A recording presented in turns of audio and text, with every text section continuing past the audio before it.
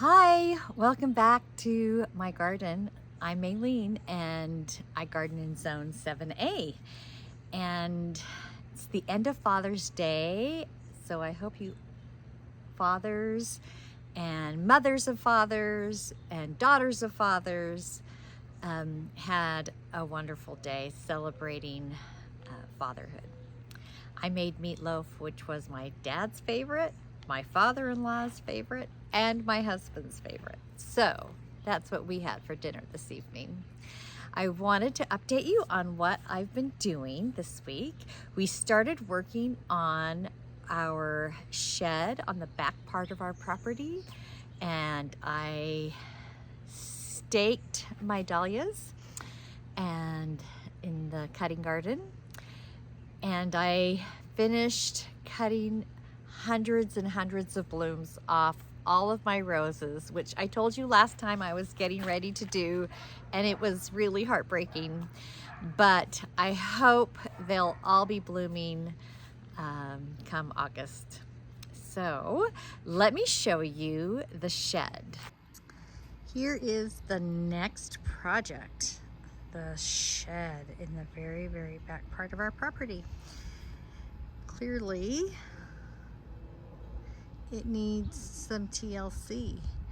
What is frightening is that we spent 2 weeks cleaning it out and the outside for the last couple of weeks. And so now we are ready to paint. Over here on this far side, there was a dog run that was just filled with firewood, and we cleaned all of that out and all of the debris that had been built up in there literally for 60 years. I know that's frightening to see, but we are now going to paint it a two-tone green to match the house, and we will paint our play structure, which we've had for 23 years, the same color. So this should be fun. And I think I'll get rid of many of those pots. So you can see we got the first coat of primer done. We've got it all taped, and so we're ready to start painting the shed. And we're going to do a two-tone green, and the greens are going to match our existing house. And in the meantime, we decided, let me turn around, to also do the play structure, which we've had back here probably for 22 years. It's a indestructible redwood play structure. So we're going to paint that as well.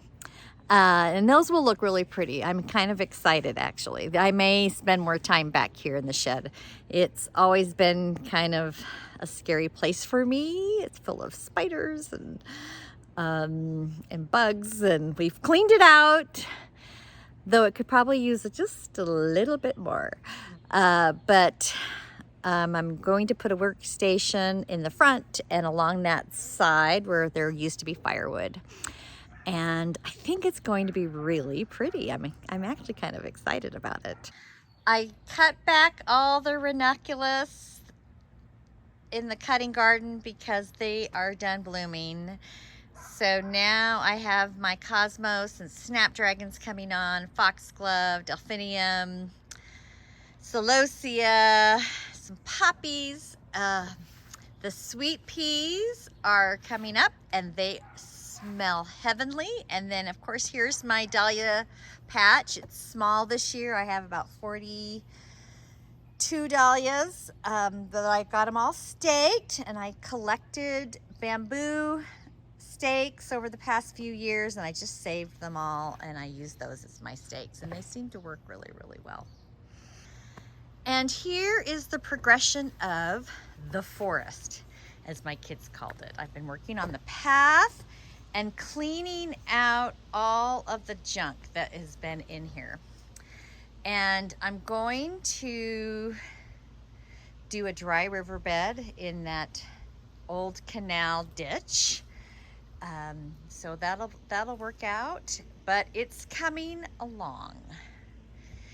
This is where I sort of nurse my plants, since it's mostly shade all day long. So until I'm ready to put them in their spots, this is where they come.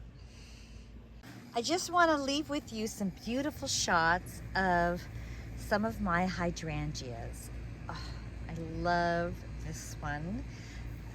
It's an endless summer, so it will bloom all summer long, and this one actually has a little bit of pinky purple when I add the aluminum sulfate to keep the color the way I want it. And then, of course, I have my hostas. They're coming along. We're on this part, let's pass the pyracantha, is this one. I just absolutely adore this endless variety. We're not in the Northwest, so it's actually a challenge to try and keep them blue.